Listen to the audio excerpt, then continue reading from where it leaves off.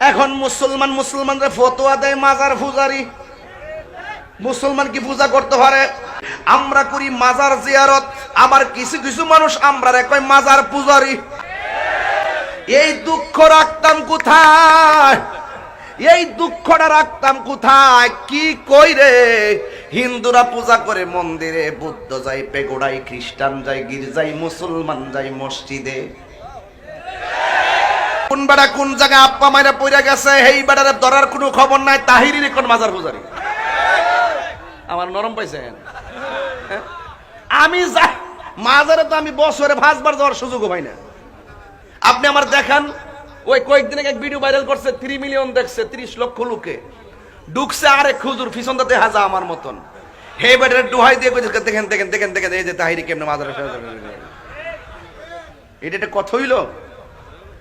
এই যে টুকটাক কথা শুনে